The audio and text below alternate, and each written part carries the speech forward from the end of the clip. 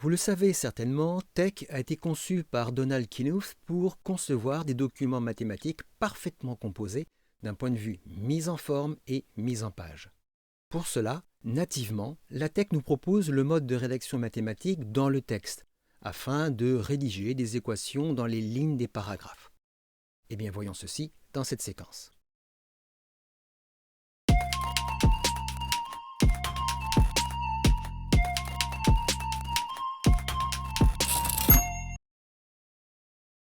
Pour rédiger des équations dans les lignes des paragraphes, autrement dit dans le texte, la TeX nous propose trois syntaxes. La première est d'utiliser la primitive TeX qui consiste à entourer l'équation par deux caractères $. Nous allons saisir une première équation. Je me place ici et je mets tout de suite mes $. Et entre ces $, eh bien, je saisis l'équation que je souhaite. J'enregistre et j'effectue le rendu. Et voilà, nous avons bien notre équation ici. Je vais augmenter un petit peu le zoom. Voilà. Et nous avons notre équation qui est parfaitement composée en respectant la typographie mathématique. Donc ça, c'est la première solution. Comme vous pouvez le constater, c'est une solution qui est très rapide à utiliser et c'est pour ça que c'est la plus courante, bien sûr. La deuxième solution est d'utiliser la syntaxe avec les contre-obliques immédiatement suivis par une parenthèse ouvrante et fermante. Voyons ceci dans notre deuxième paragraphe. Je vais me mettre ici et je saisis tout de suite mes contre-obliques et mes parenthèses. Cela me permet de ne rien oublier. Donc entre ces caractères délimitants, eh bien, je saisis à nouveau mon équation. J'enregistre et je fais la compilation. Et nous avons bien notre équation ici qui est là encore parfaitement composée. Cette dernière syntaxe est en fait le raccourci de l'environnement math. Voyons ceci. Je me mets dans ce troisième paragraphe et je saisis mon environnement math. Et tout de suite, je ferme mon environnement. Et à nouveau, dans mon environnement, eh bien, je saisis mon équation. J'enregistre et je compile. Et voilà, nous avons à nouveau notre équation qui est parfaitement composée. Mais vous voyez bien que cette dernière syntaxe est vraiment très longue à saisir, c'est pour ça que la syntaxe avec les $ est la plus utilisée. Dans les exemples précédents, les équations étaient simples et surtout, elles étaient sur une seule ligne. Donc qu'en est-il pour les équations hautes, entre guillemets, c'est-à-dire des équations qui comportent par exemple une fraction? Voyons ceci. Je vais me mettre dans ce paragraphe et tout de suite, je saisis mes $. Et je me mets à l'intérieur de ces $. Et je saisis mon équation. Et ici, pour avoir une fraction, j'utilise la commande frac. Et entre la première paire d'accolades, je mets mon premier terme.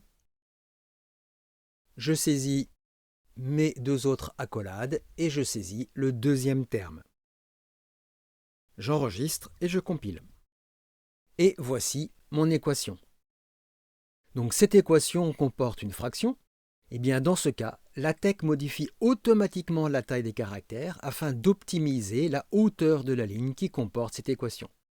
Bien sûr, si nous ajoutons un autre élément mathématique, comme une racine carrée, la TeX ne peut qu'augmenter la hauteur de ligne pour conserver une bonne lisibilité de l'équation.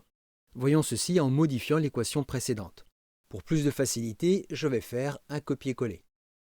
Je reprends mon équation et je vais me mettre ici, par exemple.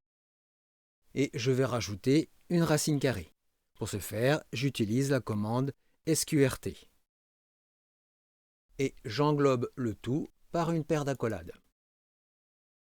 Et voici. Donc nous voyons bien que la TeX a dû augmenter l'interligne de sorte à avoir une équation qui soit parfaitement lisible, même si la taille de caractère a été réduite comme précédemment.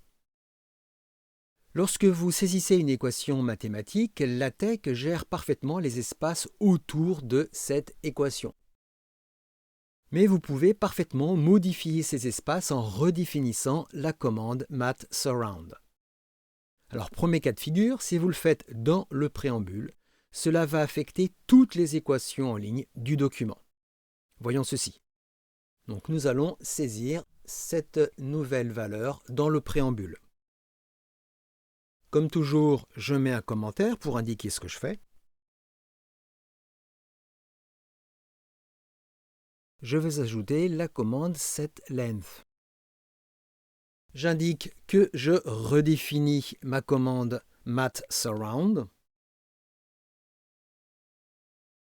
Et enfin, entre les deux dernières accolades, j'indique l'espace que je souhaite ajouter. Ici, je veux mettre un nouvel espace de 10 points. J'enregistre et je compile. Et vous pouvez voir que ça a systématiquement appliqué ces nouveaux espaces, 10 points à gauche, 10 points à droite, pour toutes les équations. Maintenant, si vous souhaitez que cela n'affecte qu'une seule équation, il faut indiquer cette modification entre accolades pour limiter la portée de cette nouvelle valeur à l'équation que vous souhaitez. Donc je vais mettre ici en commentaire la modification précédente. J'enregistre et je recompile pour bien voir que l'espace supplémentaire n'est plus appliqué. Et maintenant, je vais l'appliquer à une seule équation dans un environnement local. Donc, pour plus de facilité, je vais faire un copier-coller d'une équation. Et ici, je vais remettre ma commande setLength sur mat_surround en englobant cette équation avec des accolades. Accolade ouvrante, accolade fermante. Donc la portée va se limiter à ce groupe. Et pour plus de facilité, je vais faire un petit copier-coller de la commande précédente. Voilà. Donc nous avons bien l'accolade ouvrante, l'accolade fermante qui indique la portée.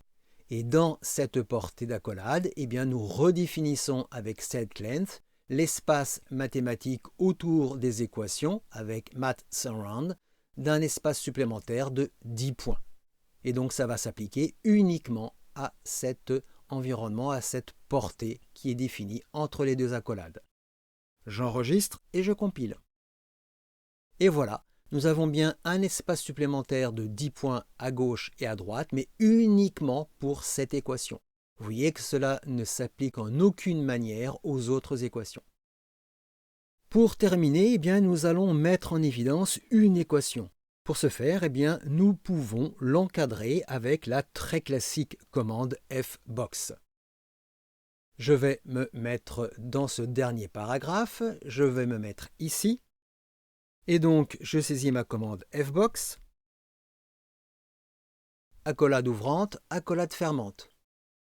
Et entre ces deux accolades, je mets mes $2 et je saisis mon équation. J'enregistre et je compile. Et voilà, nous avons bien notre équation ici qui est parfaitement encadrée. Et bien maintenant, vous savez rédiger et mettre en forme des équations mathématiques dans le texte, dans les lignes de paragraphe.